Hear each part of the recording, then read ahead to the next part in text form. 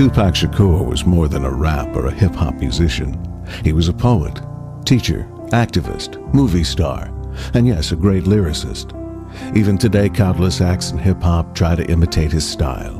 The Guinness Book of World Records recognizes him as the best-selling hip-hop artist, with over 75 million albums sold worldwide, including over 44.5 million sales in the United States alone. Love him or not, Tupac Shakur was one of the greatest artists of the mid-1990s era.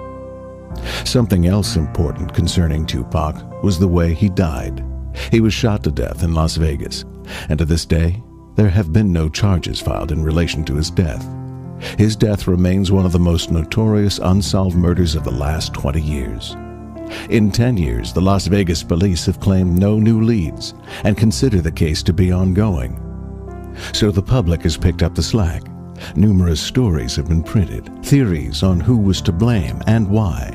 And with 10 years to grow and gain in complexity, as many rumors do, these theories have become the stuff of legend.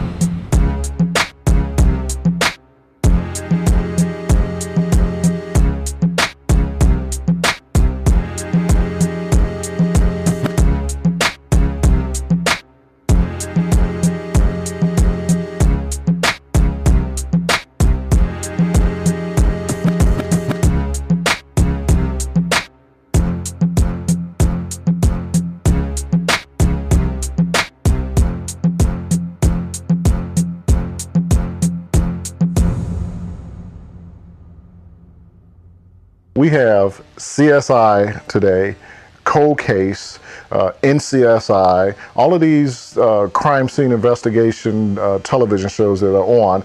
And if I'm not mistaken, one of them takes place right here in Las Vegas. How amazing that Las Vegas themselves are not doing the same thing that the television shows are portraying, solving a murder case.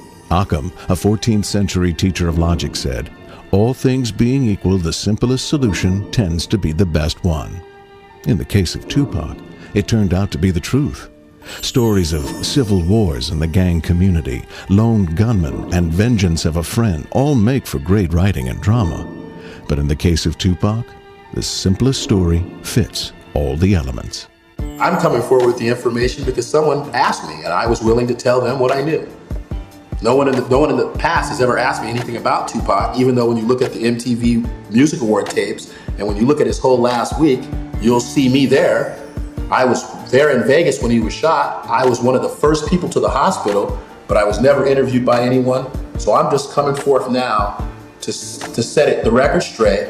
And some of the things that happened to Tupac, we need to check within death row before we start pointing the fingers at other people. Mike Allen is a former prosecuting attorney for Hamilton County, Ohio. He has also worked as a judge in the city of Cincinnati, an expert in the field of prosecution and witness testimony. Mike Allen has led one of the only successful prosecutions against the Roman Catholic Church for the molestation of children by priests. It is somewhat perplexing as to why a conspiracy case was not presented to the grand jury, because again, keep in mind, the standard at the grand jury level is probable cause. It's not proof beyond a reasonable doubt. Now a homicide detective living in Warren County, Ohio, Lieutenant Jeff Braley is also a police officer. Lieutenant Braley's experience comes with the military and federal law enforcement. The elements of an assassination cannot be discussed with just anyone. Lieutenant Braley agreed to help explain the elements involved. This type of planned killing has happened all over the world. About to see the most amazing pictures ever made. the assassination of King Alexander of Yugoslavia. It's a gala day in Marseille. Vive Alexander! Vive le roi! Oh, they've been shot! You know, we see example, even on film sometimes. You know, some of our movies have even set up the same exact plan where you run a car on one side that creates a diversion, a shooter comes up on another side. It's happened all over the world. It's happened for so many years we can't count them. It's going to continue to happen in the future of this same type. But there's always so many specific elements to that plan, even though it almost looks normal, as terminology used, garden variety. You know, there's a lot of planning and intent that goes into that. It's an easy hit. Kathy Scott, an investigative reporter, has been covering the ongoing Tupac investigation since the evening of the shooting. An accomplished writer, Kathy published her insight on the investigation in her book, The Killing of Tupac Shakur. I covered crime in San Diego as a reporter and came to Las Vegas in 1993 as a police, politics first and then a police reporter, and was working for the Las Vegas Sun as a reporter, and when Tupac Shakur was shot, and he was shot on my watch. My name is Napoleon, former member of the Outlaws, the Tupac Outlaws. Yeah, I met Pac through Gaddafi, who was a half-brother of Pac, and me and Gaddafi, we was childhood friends.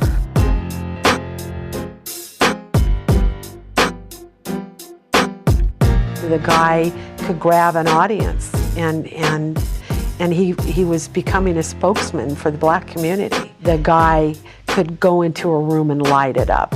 He's got a huge fan base, and he will forever. And I think people want answers. I believe it was a planned killing. I don't believe that there's no way you could classify it as a random act of violence. You have all the elements in place that show that there was a plan there in place to eliminate this particular person. They're pretty good dudes if they pick that spot to do it with that kind of traffic. Brent Becker was one of the original homicide detectives working for the Las Vegas Police Department when a call came in regarding a shooting. That was a random opportunity. They happened to be there, and that's how it worked out. And just coincidentally, some gunman sticks his arm out of a white Cadillac and shoots the biggest rapper in America. Why didn't they shoot anybody else? Don Erath, retired LAPD investigator, lives not far from the West Valley Division of the LAPD, where the first hints of the notorious LAPD Rampart scandal started. Erath was first in the LAPD to be awarded the Los Angeles Police Department's Distinguished Service Award Medal. I see this as a typical assassination. If we have a homicide and we know that it was something that was planned, we're going to start interviewing people, you know, whether it's weeks, months, or years prior, basically whatever it takes to find the inception of that plan. Whose idea was it to kill this person? Why did they want them dead? And when did they start talking about it? Background information would be garnered, would be gathered by the lead investigator and by those helping him as to establish a motive, as to establish possible suspects. But in this situation, because the players were a little bit more notorious, were a little bit more known, the background should have already have been known. Suge Knight was captain of the football team, and he got in trouble a little bit while he was here. He had an arrest record. He lived here for a few years and liked the town and came back and bought a place. It's the summer of 1996. All Eyes on Me has reached quintuple platinum status. Tupac gets to see his first #1 single. His next album, to be released in November of '96, is called Machiavelli, or The 7-Day Theory. It's recorded in a record 7 days. Tupac was considered by industry leaders to be at the top of his recording game. And with over 120 unreleased master tapes, who could argue? The first time it was made aware to me that there was a problem with Tupac and Death Row was on the set of Gridlock. Yasmin, who was Yak Fula's mom, was Tupac's assistant. And she had called me that evening and said, I'm going to come down to the set. I need to talk to you and Kevin Hackey about some things that's going on with Pac in Death Row. She didn't go into any great details about anything, and she told us basically to step up our game and watch him Pac was going to start his own record label, Machiavelli Records, and I don't know if it was going to be distributed through Death Row Records or he was going to do it on his own, but it was a label that he was working on, and we was going to, Outlaws, we was going to sign with that label, Machiavelli Records. I got a call from Al Gittins. I was at home, I lived in Orange County, and Al Gittins says to me, hey, you need to get to the studio because Pac is trying to, take masters out of the studio. And Suge has told us that no one is to take masters from the studio anymore. He called me specifically knowing that I was Pac's bodyguard, saying, hey, you need to get down here, you need to talk to him, you need to calm him down, he's cussing, he's going off, he's going crazy. Master tapes, the lifeblood of the music industry. From these original recordings, copies can be made for distribution. Master tapes are very important to an artist. Control of the master tapes means control of the revenue they generate. Tupac Shakur wanted his master tapes. If he had obtained them, it may have been trouble for Death Row Records. Recent court documents from artists who have sued Death Row in the last few years speak of a trend of Death Row holding on to master tapes. Tupac knew what he needed if he were to break away. The problem for Death Row may have been that these tapes were mortgaged. We know that Death Row had money loaned to them from Interscope. If those tapes, whose value is in the hundreds of millions of dollars, were removed from Death Row, it may have led to a break in the relationship between Death Row and Interscope. Even if we consider the royalties to be earned a secret worth lying for, consider this. At the time of his death, attorneys for Shakur's estate claim there was over $13 million owed to artists like Shakur for work already done. Not just the singer, but the technicians, board operators, musicians, all owed money. And Death Row had not paid them. It was before he went to New York that he was thinking about starting Machiavelli Records. No promises made to be broken. I might get hit by a car and go to jail. Oh, don't say that. Knight entrusted the protection of the artist to former and current police officers and fire department officials. Of course, not all of the police hired by Reggie Wright were model citizens. The arrests of David Mack and Rafael Perez showed a new level of corruption in the LA Police Department, and both were on Death Row's payroll. But not all of the bodyguards were corrupt, and surprisingly enough, not all of the bodyguards have been interviewed by Las Vegas police. I started working with Right Way Security in September of 1995. Yeah, I work with Right Way Security, not with Death Row Records, and Right Way was employed by Death Row Records. 96 is when I came on, I believe. It was either late 95, November, December, or early 96. I started working for Death Row back in 1994 and later became a bodyguard. Michael Moore was my replacement for Pac that weekend at the MTV Awards in New York. I was mostly a fill-in when I was guarding, with Tupac. Personally, I didn't like him.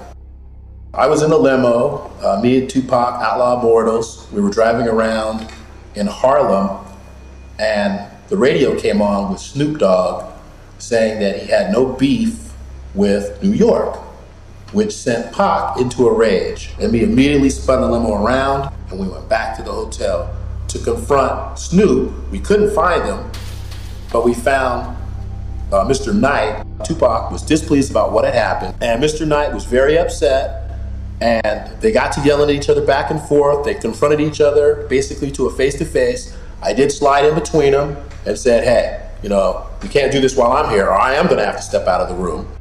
Normally, I am asked in every situation that I can remember while working with Death Row, when there was altercations, fights, where some type of discipline was gonna be passed out during Death Row, I'm usually asked to step outside the room. But on this occasion, I think Mr. Knight had me stay for the safety of Tupac. I mean, that's the reason I was there, because I think Mr. Knight, with me not being there, he would have put his hands on him. He was that upset. They're going to be a great witness, because most of people in that position, they've been trained in that area. They have knowledge of safety procedures to keep someone safe, and they have a lot of good gut feelings about what could go wrong. And Pac's words were, I'm gonna cut out Machiavelli, and when I cut out Machiavelli, I'm the hell up out of here. You got your money, I don't want nothing else to do with Death Row, I'm out. That's how we left that day. There was all kinds of alleged baggage involved as far as Tupac wanting to leave Death Row Records. And he was screaming Machiavelli at the top of his lungs. That bodyguard that was pulled off is prime to the investigation. Not only the reasons for them being pulled off, but what led up to their being pulled off and what information days prior they were privy to. You don't discount that information. At the time in New York, I think we had just finished doing MTV, and he had to come back to LA, I think, to do a video. And he didn't want it to go because he was like uneasy about going. He said he didn't want it to go. Because he had told us that he was not going there with, his words, them sellout niggas.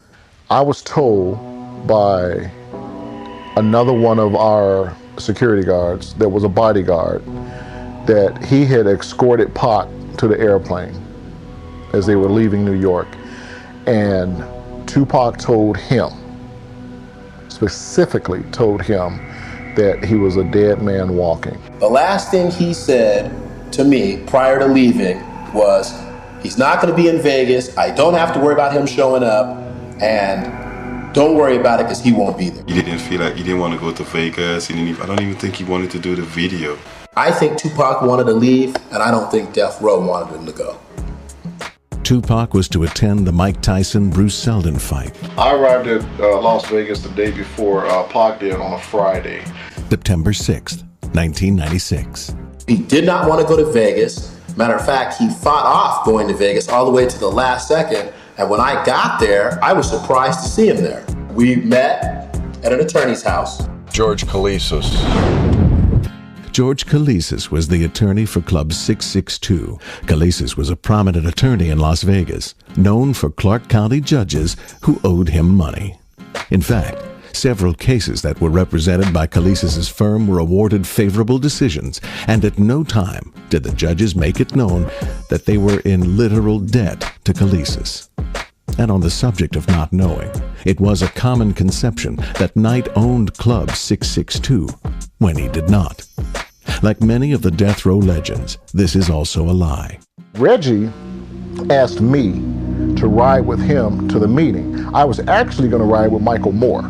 He began to tell me about how he was upset at Kevin Hackey, and that Kevin Hackey had my Nextel two-way cell phone radio that should have been given to me when I arrived in Vegas. It's huge. You know, one of the things you'll see throughout history, even in a military assassination, is the fact that, let's take out communications. The same is true in an assassination, in the elimination of a single person. Let's make sure that they can't call for help. Let's make sure that they can't communicate with each other. If they're in trouble, why would we want them to be able to tell anyone what's actually going on? Ask somebody Chinese, if you're watching this tape, don't just say 2 egg rolls to go with hot sauce. Is that what you say?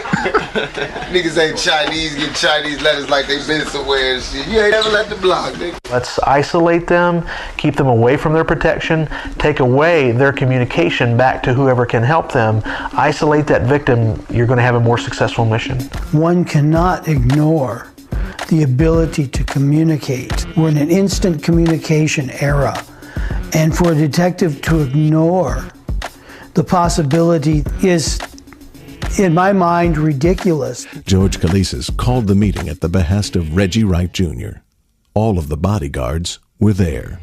Never before had we had a meeting at an attorney's office or with an attorney even present. Reggie Wright told us not to carry any weapons. Never have they told me to leave my weapons, either in my room or my car. So they were asking us to guard Pac and Suge and everyone else completely unarmed. We had never been told to leave our weapons. For an attorney to do that, I don't know why.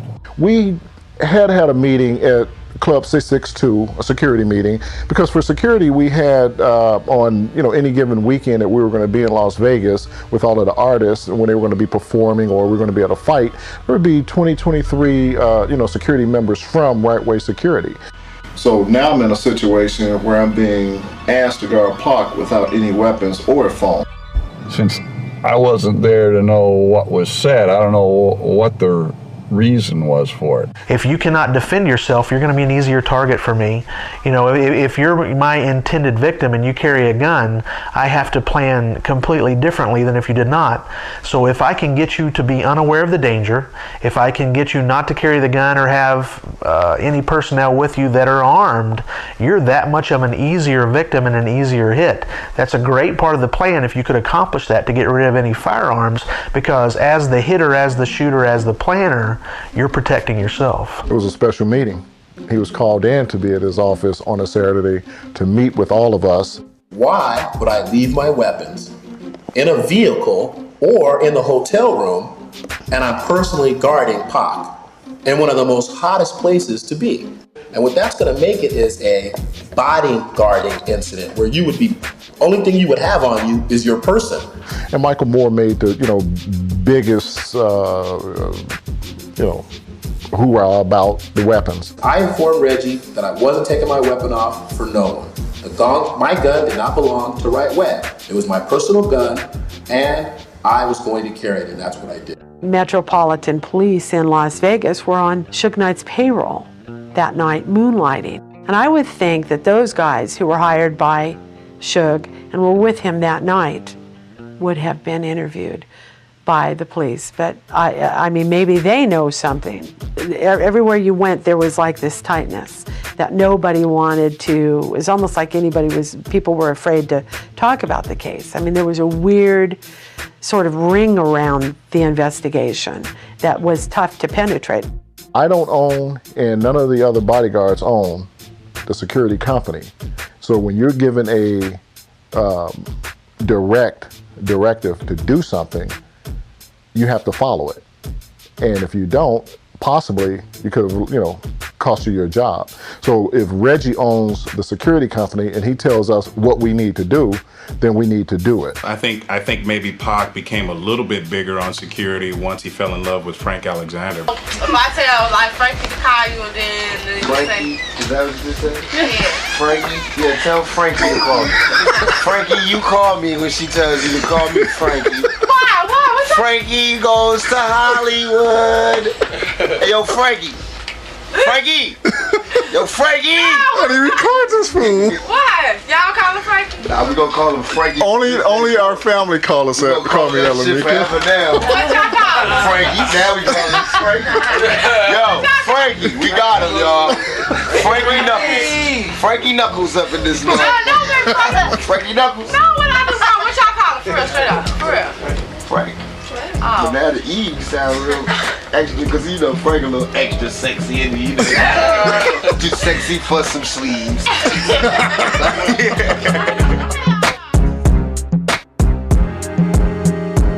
Earlier that evening, after the meeting at the attorney's office, Reggie said, hey, Pac is back at the Lex store. I'm going to go drop you off, go meet up with him. So he dropped me off. I saw Pac and all of the outlaws. I went over, hugged him, greeted him and everything.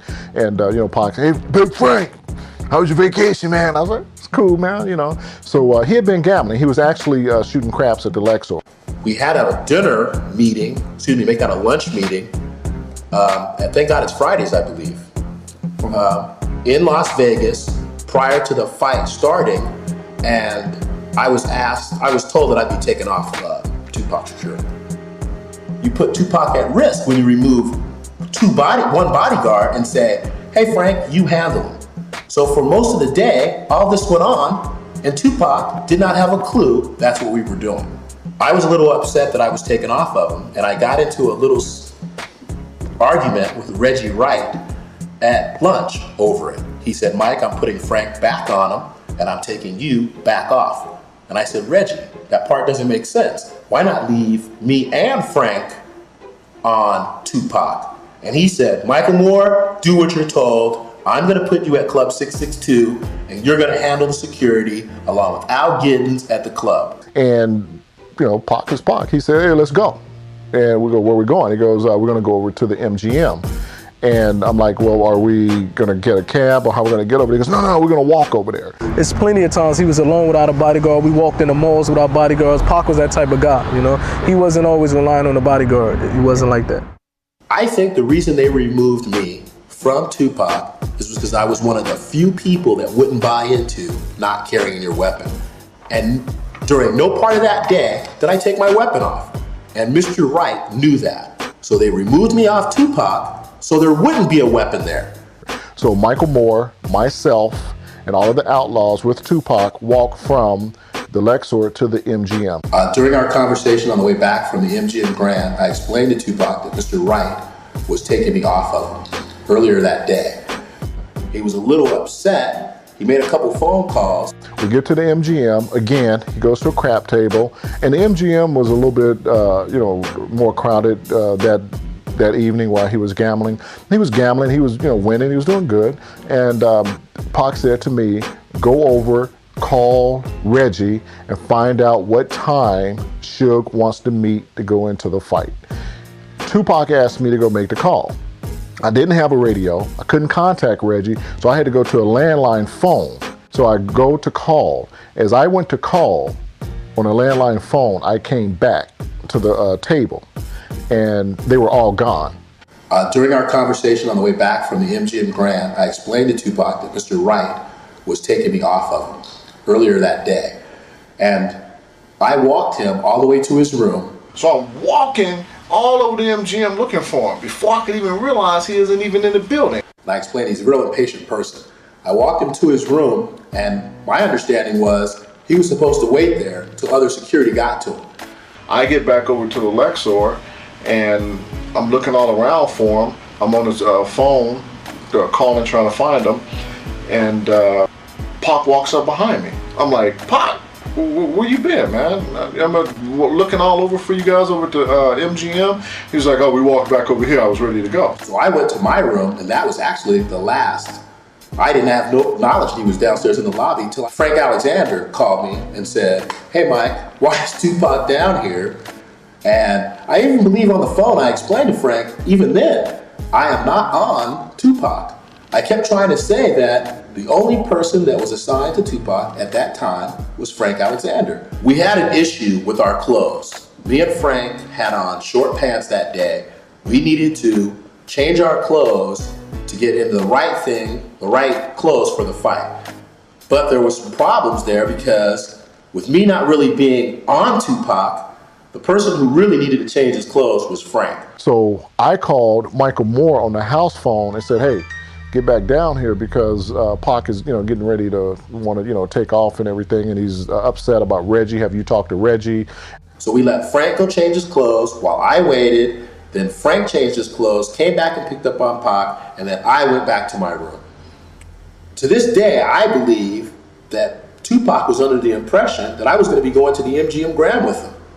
But that wasn't the case. When I went to my room, I knew in my heart I wasn't coming back because I had been instructed to go to Club 662, and that's what I did. He got a little upset because now that I think back on it, he said he's paying for this shit and that he is telling us where we're going. I remember him saying that real loud that day in the lobby, that I'm paying for you, you go where I say go. And then I said, Frank, you need to make a phone call to Reggie. And Pac said, Michael, come over to the MGM and meet us over there.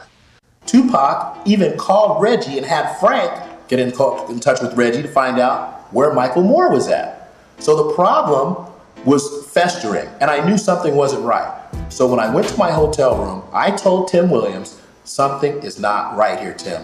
What we have to do is find out what's going on. So I said, let me go downstairs and I'll change clothes and I'll work with Tupac until Reggie says something. Tim said, Mike, don't do it. He goes, you're gonna piss Reggie off, don't do it. I go, Tim, Frank's gonna need some help. He said, don't do it. Just get dressed and go to the club. I think Frank had no idea that I received them 4 phone calls prior to Tupac getting killed. While we were at the MGM out in the arena right there waiting to go in, I had the regular security escort us behind the line. 3 of the phone calls came from Mr. Wright, and 1 phone call came from Al Giddens, who was also head of 662 security. And I asked him, I go, Al, why are you calling my room at 10 after 8 if I'm not supposed to be there till 10? And his answer was, Reggie just called me and told me to call you. I said, well, don't call me no more. And then after that, all my phone calls came directly from Mr. Wright. You know, people saw Pac, they were, Tupac, that's Tupac, you know, and we're waiting for Michael Moore to show up. At that point in time, I had lost all communication with Michael Moore. I didn't know whether he was coming, what was going on, or anything. I think there was a reason for that. And I think the reason was making sure that no one carried a weapon. Pac was real antsy. He was like, where's Suge at? Where's Suge? Why come Suge ain't here? You know, he's looking at it at the time and stuff, and it's getting closer for the fight to start at this point. People are going in. Well, we got down to the MGM, right in the front of it, right where the fight was at, and I was getting ready to get out of the car. I rode with Tim Williams over there. He goes, Mike, what are you doing? I said, Tim, I should just get out. Because if Reggie yells at me and I'm covering Tupac, how bad can that be? Well, at the last second, I decided to just stay in the car. I went to Club 662. Tupac and Alexander are alone in a crowd with no radio or weapon. I think this needs to be let out. To me, that's the beginning of our downfall.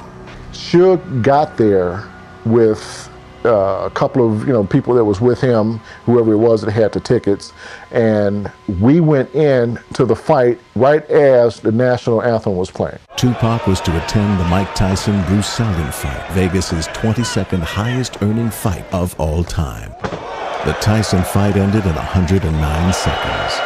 Tyson won by a knockout. Again, you know, when we talk about the shooters and everything else, you're going to talk about the defense of the shooter to escape after the hit.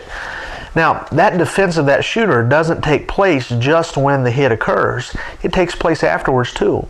And if I can shift blame to someone else, put someone else in a place where they look like they had motive and they had opportunity to make this hit, and it takes the blame off of me, that adds to my defense. In April of 1996, I got a phone call from Reggie one day, and he was telling me that Trayvon, one of the homeboys that hung around the studio, was one of Suge's guys, is what I call him, got into a altercation in the Lakewood Mall in California. And it was at a Foot Locker store. And he went into this Foot Locker, Orlando Anderson was in there, and Death Row, people from Death Row, the artists and all of the homeboy securities, whatever you want to call them, they wore this Death Row emblem of the guy in the electric chair. Everybody knows the emblem. Orlando Anderson went up to Trayvon and snatched off his emblem, his chain, and they got into this fight into the Lakewood Mall. They tore up this Foot Locker, where the store that they were in. One thing led to another. Ironically, in September, Orlando Anderson is the gentleman that Tupac got into the altercation with at the MGM. Orlando Anderson is leaning up at a wall watching people come out of the fight. And this is near the food court. And the bank of elevators is where this happened. And then you walk to the lobby, through the casino a bit and then to the lobby. And it always struck me as that whole thing struck me as odd. And they let him go. He did not have a ticket to the fight. He did tell people at one point and told the police that he had a ticket, but he didn't have a ticket. He did not attend the fight. He's from Compton. He had no reason to be in Las Vegas. Trayvon whispered into Tupac's ear right after we walked out of the Mike Tyson fight. And Pac took off running. I took off running behind him, and the rest of the entourage ran behind us. Maybe that was a setup. I mean, he was standing there waiting and waiting for somebody. And then Tupac shows up, and they start exchanging words with his entourage and everybody else, and they start stomping and yelling and doing their silly things. But it was odd that, I keep saying odd, but the whole thing is odd. And that's where the altercation, the fight broke out between Tupac and Orlando Anderson. I think Orlando Anderson's, the beating doesn't make sense. I mean, he was kicked and stomped a little bit, and police didn't do anything. They didn't even take him downstairs. The police didn't or security take Orlando downstairs, at the MGM to talk to him about that beating. He just said no, he didn't want to press charges, and they sent him on his merry way. Now, I never knew who Orlando Anderson was. It's just kind of, funny, ironic, whatever you want to call it, that from April to September, why would Reggie have told me about Trayvon getting into this fight at the Foot Locker in Lakewood Mall with Orlando Anderson? And then here we are, a few months later, Pac gets into the same fight with Orlando Anderson at the MGM, and then everything just went from there. Detective Tim Brennan of the Compton Police Department was the first to bring Orlando Anderson's name to the front of the assassination. This affidavit, in support of a search warrant, specifies that Anderson was the likely shooter of Shakur. The shooting was in retaliation for the beating of Anderson at the MGM earlier that evening. Anderson's beating was, in turn, alleged payback for the Lakewood Mall fight that Reggie Wright told Alexander about some time earlier. And then everything just went from there. Planned out. I'm sure there were variations, but yeah, Orlando Anderson looks a little staged. It looks a little planned out. It all looks as if they were trying to find a killer they could point out afterward. Brennan testifies Trayvon is the person making the clearest and first claim that Anderson was the shooter. Trayvon is said to be telling people within hours of the shooting that Orlando Anderson is the one who shot Tupac. This is the same Trayvon who had the fight with Anderson in Lakewood, and the same one who instigated the fight at the MGM. If Trayvon's statement was to be believed by Brennan's affidavit, enough to justify the documentation of it, did Trayvon actually see Anderson in the car? The only way for Trayvon to have known that fact would have been to see the face of the shooter. So why wasn't he identified to police as an eyewitness? Whatever the case, in the face of the mounting physical evidence collected by Compton Police, Anderson is not charged. Was Orlando Anderson a patsy? He can't tell us. He was killed 2 years later, claiming his innocence to the death. Later, it's learned that Trayvon was in the car that pinned Tupac's car from the left side on the street, blocking any escape when the shooting occurred. They're setting someone else to take up the blame for their action. That's also a very ingenious part of the plan to be able to do that, is the fact that now not only can I take out my intended victim, but I can make it look like somebody else had the same motive and opportunity to do the same act. And why go to all that trouble to stage this kind of event? Certainly Anderson could have been dealt with more discreetly. Knight went to prison over a beating, a parole violation.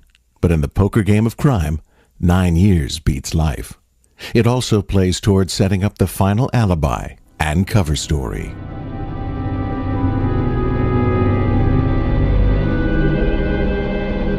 Once again, we're going back to an element of the planning. Where are they going to be? Where are you going to plan your hit?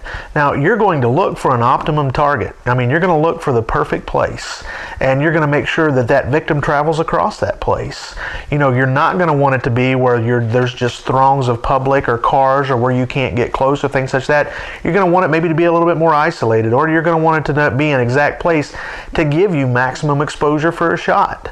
You're going to want them to be a target, not a hidden target, a target. And if you can get them to a spot or crossing a path where you already have people in place, your plan's going to fall into place, so to speak, and you're going to have that shot availability to you. Keep in mind, where the actual shooting happened isn't as full of pedestrian traffic as it would be out on the strip. The shooting happened off the strip. A lot of people think it was right on the main drag, and it wasn't. And you don't have the foot traffic where this happened that you do where people cruise. The strip is going to be crazy, but it's actually stop and go. You can't go fast on the strip on a Saturday fight night. So you're going to hit the strip from the backside, coming up near Mandela Bay from the south end and driving up that way. You hang a ride on Koval and boom, you're about out of hell and gone and off the radar. I mean, that street, actually, Koval Lane, is dark at night. You've got to know where they're at, where they're going to be, who they're going to be surrounded by. You're going to have a way to get that type of information. An innocent individual that comes in to protect someone, and he's totally set up.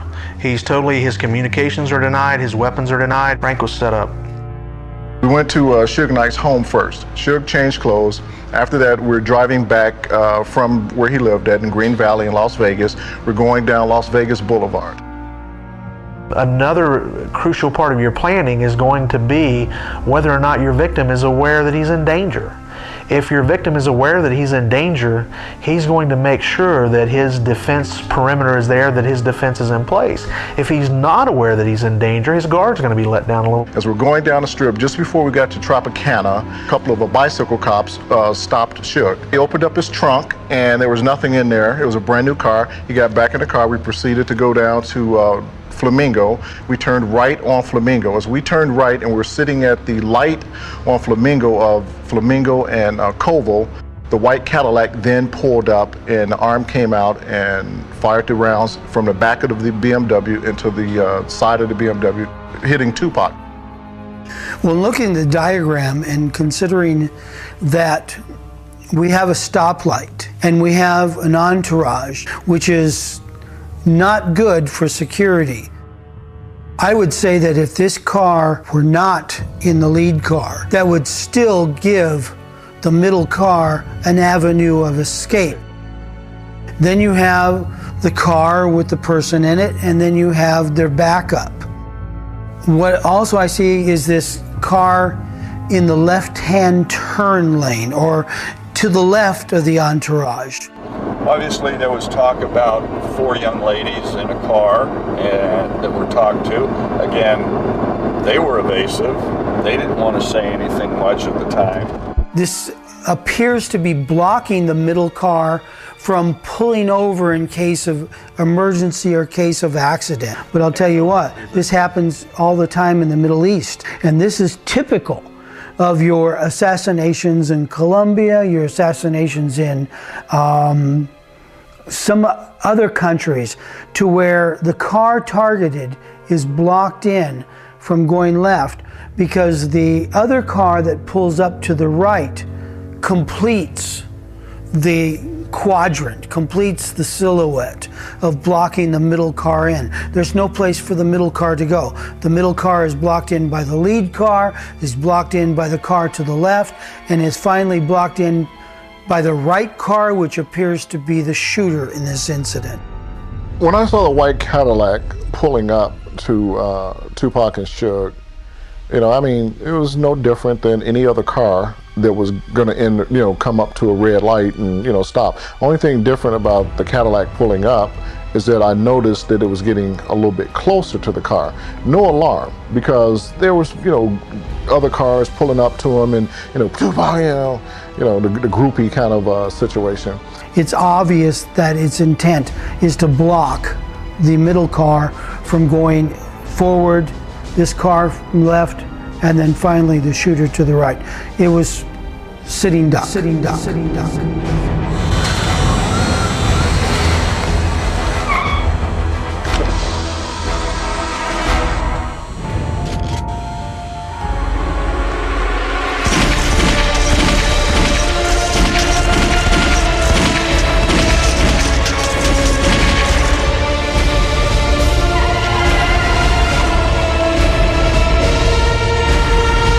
Arm came out, fired into the BMW, and myself and the 3 outlaws that was in the car with me, we are just in awe. And it looked as if everything was in slow motion. I mean, as clear as me sitting here right now talking about it, my memory will always remember. And the way I visioned it was in slow motion, even still now.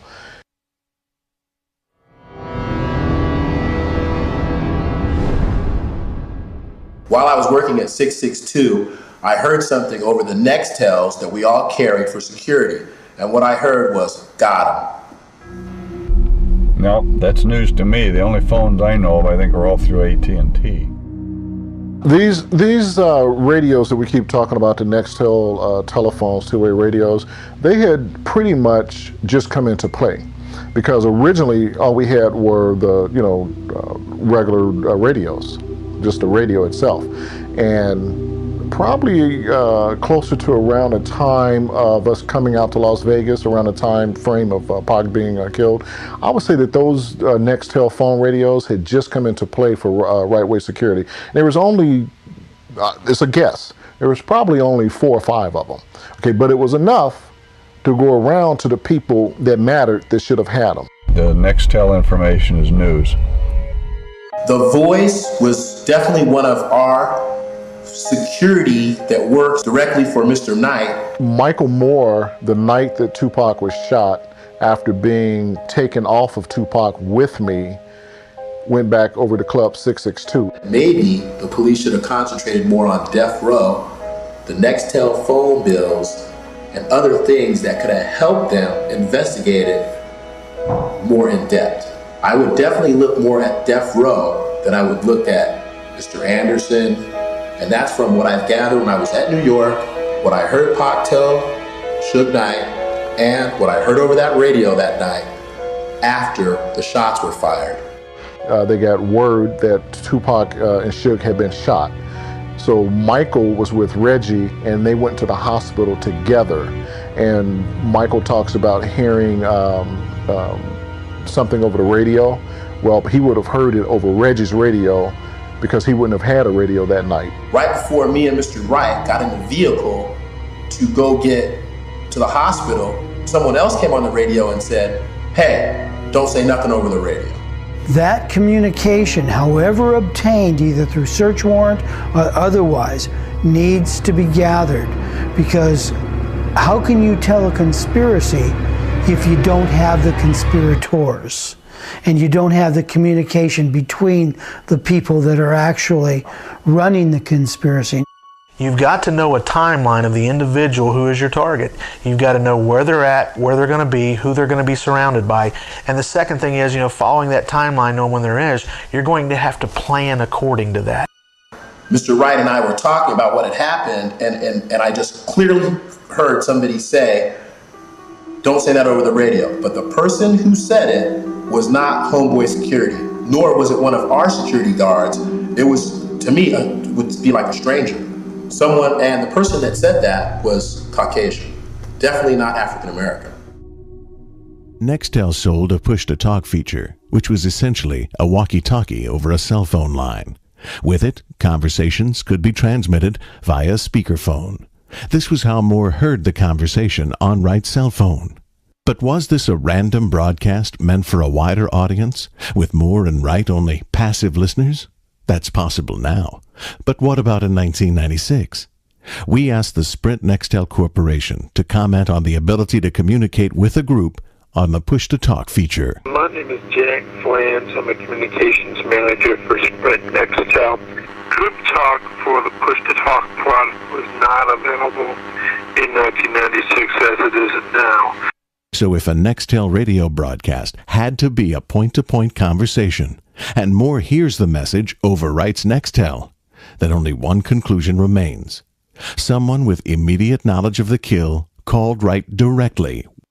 Right after the car sped off, I jumped out of the car and I ran up to the back of the BMW. As I was approaching the BMW, as I got about to the trunk, the car did a U-turn. There's absolutely no way I thought that that car was moving, because with all of the rounds that went through that car, they were dead. One of the other elements of planning that's sometimes used and sometimes not is, how can we cover up the hit itself? Can we make this look like an accident, or can we make this look like a random act? Because the best thing an assassin can do is to make it look like it was a random act of violence, that it was not an assassination at all. When the car did a U-turn, the other cars that was with us in the entourage, the car that was in front of Suge and the car that was next to Suge, all did a U-turn.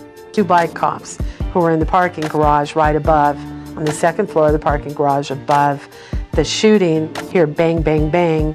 They jump on their bikes, take their bikes downstairs, and boom, they're on the scene immediately. So quickly that they're able to follow and then hit their little shoulder radios that, there's been a shooting at Koval and Flamingo. Got back over to the Las Vegas Boulevard, turned left on Las Vegas Boulevard as he's jumping mediums. He's blowing his tires, messed up his rims and all of that, as pictures show. With this crime scene tape being put around this car, and it happened so fast, like I can't even believe how fast it was. This tape was up as myself and the Outlaws and the other two guys, which was, with Suge, tried to go into the tape, the crime scene tape. We were told not to, and they, at that point in time, put us down on the curb, put us down in a prone position, and I said to the one cop that I was the bodyguard, and he allowed me to come in. When I got up under the tape, and Suge was laying on the ground in a prone position, and I told the cop, I said, he's the CEO of the record label, and that's Tupac in the car. That's when Suge, they let him up off the ground, and Suge and I ran around to the passenger side of the car with the cop, and we were all trying to open the door. And the cop, Suge said, it's my car, I know how to open the door, whatever. So he opened the door, and that's when, pulled Pac out of the car and laid him on the ground. You have the preliminary crime scene, which has been cordoned off, and usually your forensics are there by now, your paramedics are there by now, everyone is at the preliminary crime scene. And yet both cops, 2 bicycle cops, not one of them stays at the scene. Both of them leave the scene. The victim's vehicle was 2 to 3 vehicles back from the intersection. The Cadillac pulled up immediately beside them, stopped, and opened fire. Where the car broke down at, all of the cops were right there, and there was a lieutenant, and he walked over to me, and we were talking, and I said, that's not the car. It was a white car over there already. It was like a Nissan or something like that, and he was saying that was the car, and I said, that's not the car. I said, that's not the car. It was a white Cadillac, and he was telling me, you don't know what you're talking about. Shut up. And we are looking for a suspect vehicle which was described as a white or off-white Cadillac, newer model Cadillac. And then another cop walked over to him and said something to him, and he just turned and walked away from me. It amazes me that when we have professional bodyguards as part of this entourage, that they can't even give us an accurate description of the vehicle. Kevin Manning from Las Vegas PD, he said that no bodyguard could accurately give a description of the white Cadillac. Well, I am the one that said that there was a white Cadillac. So right now it appears that the gunshots were fired from the suspect vehicle only, again, which is described as a white or light colored newer Cadillac. Suspect vehicles that have left the scene at a high rate of speed that would draw attention to them. If there are vehicles noted by the witnesses, the preliminary officers and the sergeant, our supervisor on the scene, would issue an all-points bulletin describing the vehicle. There are helicopters available, and police headquarters is downtown, which isn't very far. It's just a couple of miles away from where the shooting took place. They could have dispatched almost immediately. I'm sure some were on call almost immediately. If not news cameras, news crews could have been in the area. And our standards operating procedure, or a procedure that we follow, is basically that. If we have a witness came forward and say, I saw this, it was this type of vehicle, the first thing we're going to do is get on the radio and start having every agency in the area look for that vehicle. Put out the word, this is what we're looking for, this is a vehicle of interest that could be considered armed and dangerous. Let's find this vehicle, because that is a huge, huge piece of the puzzle that we need to put in place. It just didn't feel like a typical murder investigation. I mean, my God, the biggest man in rap, was killed, and yet they were acting, I hate to use this word, but it felt lackadaisical. This is the vehicle we want. This was the last direction of travel that that is known to us. They could have closed I-15. They could have, they'll close it for an accident. Not even leave a small accident, not even leave a lane open for motorists. So it's not like they're worried about the motorist. They could have closed I-15, they could have closed the strip, they could have walled the place off. You had Nevada Highway Patrolmen on extra duty. You had Metro Police on overtime working. It's a Tyson fight. And being intent on looking for that particular vehicle, on sitting on the side of the road waiting for that vehicle to drive past them. But at the same time, you give the description, the direction of travel that you know of, you're going to have many agencies start to look for that particular vehicle to cover those roadways.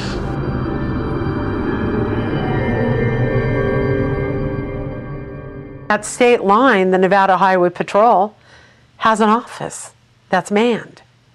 And so all they would have to do is radio 30 to 40 minutes away That's how long it would take to get to the state line. They could have roadblocked that thing so fast it wouldn't have been funny. Man, I don't think the police really care, to be honest with you. I don't think nobody really cares. Las Vegas Metropolitan Police also has a sub-office at the airport. So the airport police, Metro Police, already on the scene at the airport, could have been on alert for, the shooter coming out of there too. Whether it's some type of diversion tactic to take their attention away, to let them drop their guard for a moment, up into the point of how you're going to get out there after the hit. Now, them looking for the Cadillac and doing the things that they should have done to find that Cadillac, obviously they weren't fast enough and didn't get, to finding it because it was never found. Compton police claim to have identified this Cadillac as the shooter's vehicle. It was a rental car, the only white Cadillac rented in Los Angeles that weekend. Las Vegas police claimed they never received that information.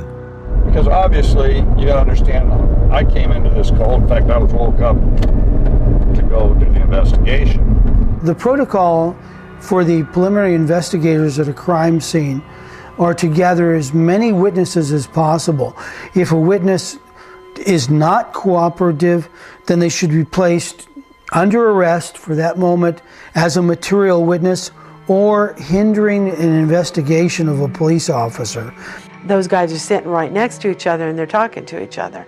And you never have witnesses to a crime sit there and sit with each other. You isolate them, you take them to a holding cell, put them in different cells. They've got room especially for that. But the prime players, the secondary level players, they should be all isolated so as not to experience misinformation effect or to give false information or to congeal their information into one witness. When the detectives arrived, and Detective Becker at the time was the homicide detective on the case, he took us individually one at a time into his car and started talking to us. As he was trying to talk to us and to get answers, I'm not speaking for everyone, but I'm going to speak for myself, that I was in a clear state of mind to answer him, period, because all of this stuff is running through my head. Frank Alexander, who was Tupac's bodyguard, who was driving the car behind him, was someone we interviewed. I just saw my friend get shot, and not only him being my friend, I'm the bodyguard, I'm supposed to be protecting him, and I couldn't do anything. No one would have been able to do anything, but the fact is, myself nor anyone else were in a frame of mind to answer any kind of questions at that particular point in time. Again, people were evasive, didn't want to say much of anything.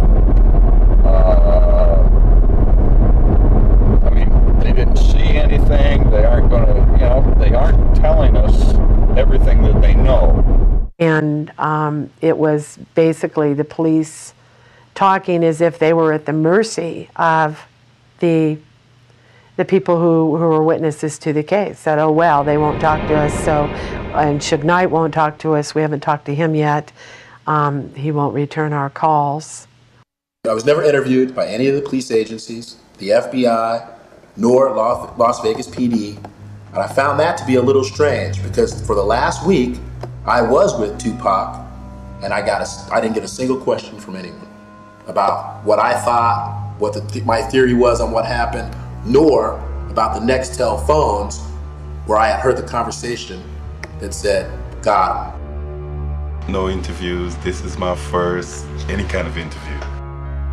It was the DA's office, but no, any other federal agencies, no.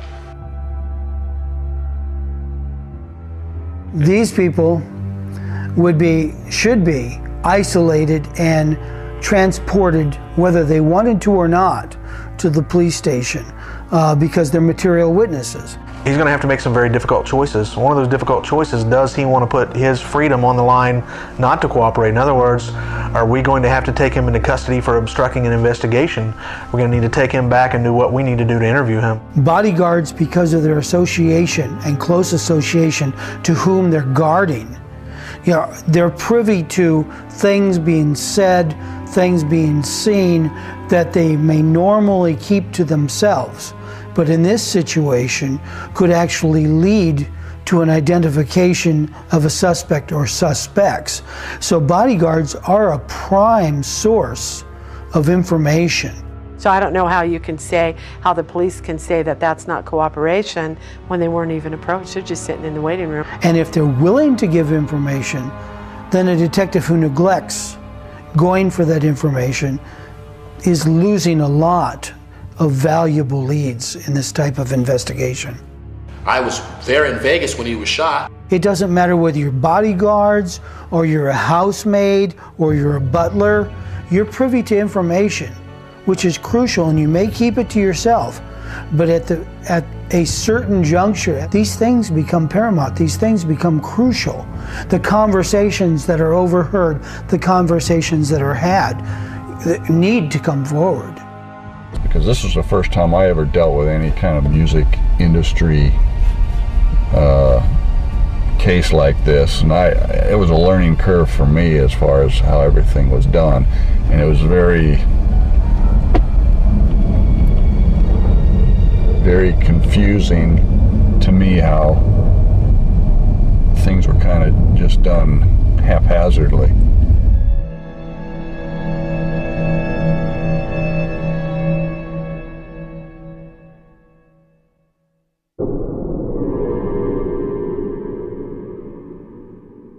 Yafufula was a name that a lot of people have thrown back in our faces that we were derelict in doing things.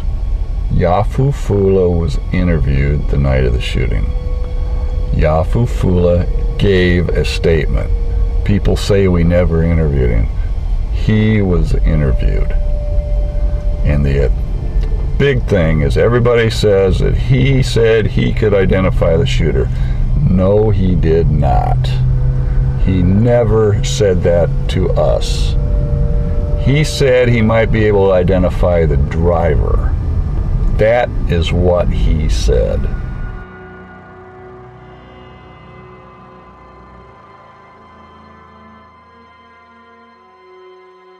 We tried to re-interview him.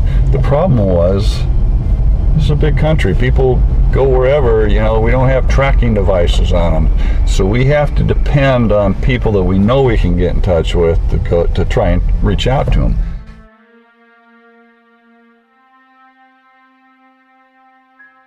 Malcolm Greenidge said he could identify the shooter. We finally tracked him down to set up a re-interview, and he says, I'm not going to look at any photos because I can't identify him. Yeah, we got beat up in the LA Times over that. And I'm thinking, okay, put up or shut up, Ace. And, well, but again, Reggie Wright Jr. is the one that brought him to that interview. Pay no attention to that man behind the curtain. The great and powerful Oz has spoken. You know very little about Marion Suge Knight's partner in business. There are no pictures of this man circulating on the internet. He's a man in the shadows. That man's name is Reginald Wright Jr. Reggie Wright Jr. was clearly at the middle of the entire orchestration of the assassination, to be sure. However, one must look at the other elements that would have been involved. Reggie Wright Jr. was a former Compton police officer. His record as a police officer was short and unremarkable. Reggie Wright used to work for Compton PD, yes. I know he had some type of medical retirement running Right Way Security. He was not working for Compton PD. I have no relationship with Reggie Wright at this time, nor do I plan to. My impression, my opinion of Reggie Wright Jr. was he's employed by Death Row Records to do a certain job. He's going to do what his employer has him do. He's going to divulge what they want released to the police and withhold things that maybe they don't want released. Reggie is not honest, and I want to leave it at that. One of Reggie's problems was that Reggie didn't have the executive protection background that we all had. But the difference between, I would say, the team and myself and Frank is Frank and I would speak up about it. You know, we would say, hey, Reggie, you know, you should do it this way and this is why. or you should do it this way, and this is why. And I think he was so busy being the boss that his employees couldn't tell him how or what to do, when all we were trying to do was educate him a little bit in how you do this or how you do that regarding executive protection matters. And it was kind of sad to us because, like Frank said, we had such a tight team that Mr. Wright and us could have gone places. We could have did a lot of things. We could have made a lot of money together, but he was too busy not wanting to be educated per se on particular issues that we were well experienced in that he was not. But if it seemed as if myself or Frank were trying to tell him, you know, what he could or couldn't do, then he wasn't hearing it, and that was the end of that. So there was a lot that we never got done that we could have gotten done professionally. I guess the way to sum Reggie up is he was just selfish. His childhood friendship with Knight was one part of the attraction. But he had one asset that made a relationship with him even more attractive: his father. Reggie Wright Sr. was on the Compton Police Department's gang detail and is still employed by the Los Angeles County Sheriff's Department. Unlike the notorious reputation of his son, Reggie Wright Sr. has remained a well-respected and revered member of the Compton police scene. His father's status as a conduit to the gang population may have given Reggie Jr. a unique first-hand relationship with the same gang leaders that knew his father. If that's not a conflict of interest, I've never heard one. Suge Knight, also from Compton, may have seen the opportunity to use Wright's network to his advantage. He would know. He grew up there. A shrewd business move indeed. In my opinion, Reggie Wright Sr. should have excluded himself from the investigation immediately because it's an obvious conflict of interest. And it was a mistake not to do that.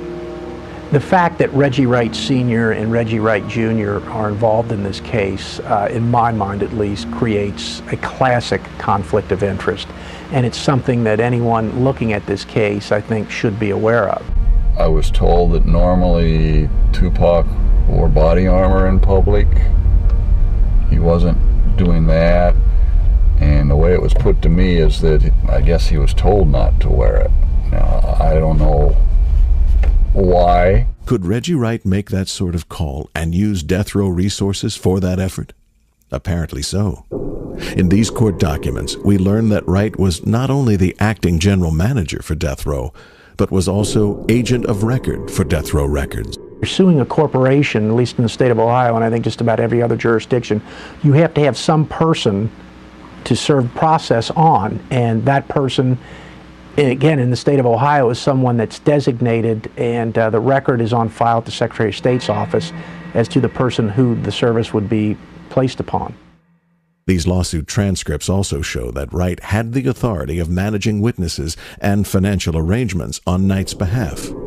We also know that Wright had the off-duty police departments of Los Angeles, Compton, and Las Vegas at his disposal. If this seems to be a lot of responsibility and power, consider the fact that Wright was in charge of security for death row's most valuable asset at the time. Shakur was killed while Wright was in charge, and he was given a promotion when most security agents would not have a job. Or was he always in charge, just under Suge Knight? We now know that Reggie lied to Knight, including what happened that night and his own instruction. But I'm going to add something to that. We were also instructed to lie by Reggie Wright to Suge. And the reason we were instructed to lie was because Reggie Wright told us not to carry any weapons. Suge called a meeting, and all the artists were instructed to come to this meeting, and certain security was invited, and I happened to be one of them. But prior to going into the meeting with Suge and all the artists from Death Row, Reggie met with us out front in his own meeting and instructed us to say certain things. And when I got into the meeting, it was a meeting the meeting was basically about what happened. And the artists were drilling security about what methods we had used and what were some of our tactics. At that time, Suge wasn't even aware that I was still doing security. Reggie had taken me to another job that he was doing at a church securing a church up in Inglewood from 6 a.m. to 6 p.m. I looked around and no one said it. No one was speaking up for security. So I seen it was more, and I've been in these type of meetings before, even at the fire station. It's almost like similar to a political type meeting of far the higher, of what was going on. So I was one of the few people that spoke up and said, wait a minute, we were instructed not to carry weapons. And none of the artists knew that. They didn't know we were instructed not to carry weapons that day. And it looked like Reggie wasn't going to say that information to them. So I spoke up and said, no, we were instructed not to carry weapons that day. And that's why no one in security, with probably up the exception of me, had a weapon. So Suge wasn't even aware that I was still working with Right Way. I remember Michael asking me, or telling me that Reggie had told Suge that I was no longer working with Right Way Security. And I would have wondered what he would have done or how he would have felt to have known that I was still working for Right Way all the way up until the end of November. The fact that Reggie Wright Sr. is a police lieutenant who apparently was involved in this case is the father of Reggie Wright Jr., who, as I understand it, was the head of security for Death Row Records, creates a huge conflict of interest. And the fact that that the elder, Mr. Wright, is referred to in the affidavit for the search warrant, I think in some ways would taint that search warrant. At a minimum, it should have been brought out in the body of that affidavit for the search warrant, the relationship between the parties. It would have been helpful for the judge reviewing that application or affidavit for a search warrant to know that. The greatest lie the devil ever told was he doesn't exist. Oh, I was regularly, contacting the police, and I had sources within the police department saying, hey, they don't want this thing to go to trial. All these gangster rappers would come to town. It would be bad publicity for Metro, and for the city, it would be bad for tourism. And I guess justice, comes second to tourism. But at least that's what I was being told from within, and these are sources, But basically, it was buttoned up at the police department. They would talk to me, but they would tell me nothing. Now, Compton got involved because they brought detectives there and handed a Crips member to them who they thought had information, and Las Vegas police didn't interview him. They talked to him casually, hi, how you doing, that sort of thing, but they didn't formally interview him and did not name him a suspect and let him go into the night. A man once said that people will believe a big lie sooner than a little one. And if you repeat the lie frequently enough, people will sooner or later believe it. That man was Adolf Hitler. This is an affidavit, a sworn statement written as a matter of record. It contains facts and sworn testimony. This affidavit was used to secure a search warrant in which 22 arrests were made. As far as the affidavit and the officer's style of preparing it, some of them are narrative and some of them are a little bit more factually based with bullet points. It's pretty much up to the police officer as to how he or she wants to style the affidavit for the search warrant. But the bottom line is they have to swear that those facts are true. And judges, when they're signing search warrants, the search warrants that I signed when I was a judge, more often than not, it'd be at 3 o'clock or 4 o'clock in the morning. And you read it carefully, and you question those officers. But at the end of the day, the judge signing that search warrant, yeah, he's got to trust the officer. He's got to trust that what's contained in the affidavit is correct, and what's contained in the affidavit is truthful. And if at some point down the road it's found to be not truthful or not correct, the fruits of that search that was born from the affidavit and the search warrant can be suppressed. It began before dawn. The crime sweep involved 300 officers, 10 agencies, including the FBI, at more than 37 locations in the Compton, Linwood, and Long Beach areas. Compton police say the arrests were for local crimes in connection with 12 shootings that occurred in the city of Compton that resulted in 3 deaths. But officers did reveal there could be a link to the murder of rapper Tupac Shakur. Our investigation revealed that some of the motivation for the shootings that occurred in Compton may be in retaliation for the events that transpired in Las Vegas. In this affidavit, 2 important myths are spawned: the Orlando Anderson shooter myth and the East Coast-West Coast myth. This affidavit relies heavily on the statements of confidential informants, who can neither be named nor verified as to their existence. Police often use informants to help investigations move, but informant information can be considered unreliable. Many times in search warrants, police officers are relying on confidential and what they refer to as reliable informants. In the body of the affidavit for the search warrant, it has to be spelled out why they believe these people that they believe as confidential informants, why that they've used them in the past and that they've been reliable in the past. So search warrants have to be supported by affidavits sworn to by the police officers. On September 8, 1996, Suge Knight does not go to his home to rest. Instead, he does a strange thing. He leaves town. Trayvon also leaves town. Suge Knight and Trayvon go back to LA. Their goal, start a cover story and a gang war.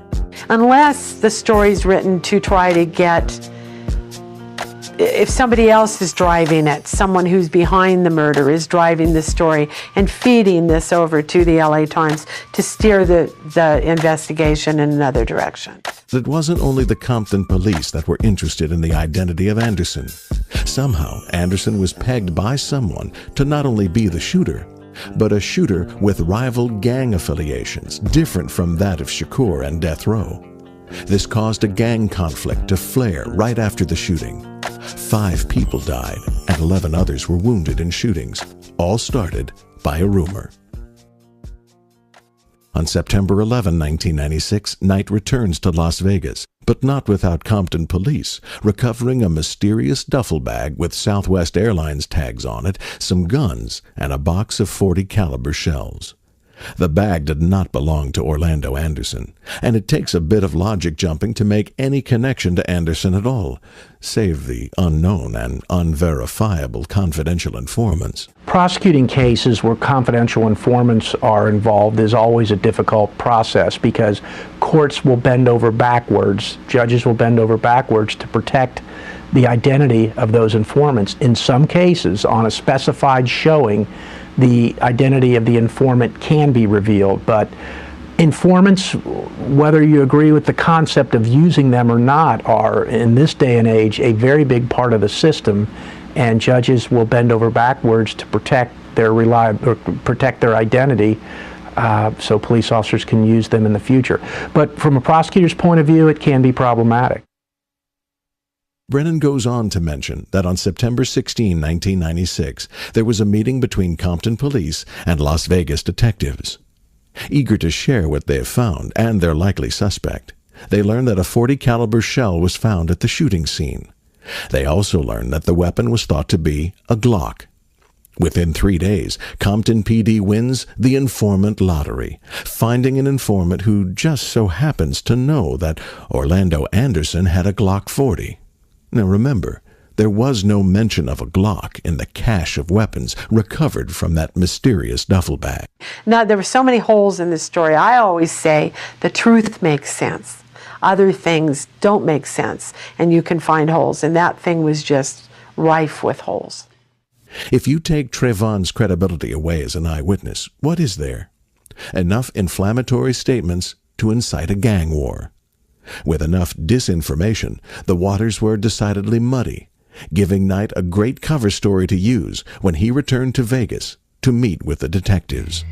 In order to get a grand jury indictment in any jurisdiction in this country, state, federal, whatever, what you need is probable cause. You do not have to prove the case beyond a reasonable doubt. That's the standard for trial. In order to get an indictment, there has to be probable cause that an offense has been committed and the person charged with that offense has committed it.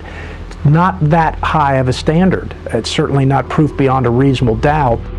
In some criminal cases, and certainly in this one, in my opinion, the bottom line comes down to power, it comes down to money. It comes down, I think, to witnesses maybe not saying everything that they know. The amounts of money that have been bandied about in this case with respect to royalties and what was owed certain people is really astounding. And that certainly has to be a motivating, or I believe it's a motivating factor in this case. When I first heard about it, I thought that he was going to recover. But when I seen him, to be honest, he looked like he was in a bad state.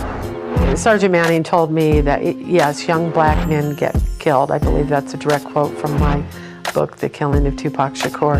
I don't know where Pac would be at right now, and only God knows. But being that if you look at him, his music that he did now, that's still selling now, that he did 10 years ago, it lets you know he probably still would have been ahead of most of these cats. And God knows best, because the music that he putting out now, he been recorded it, and it's still selling platinum. I remember we went to see him that Friday, the same Friday he died.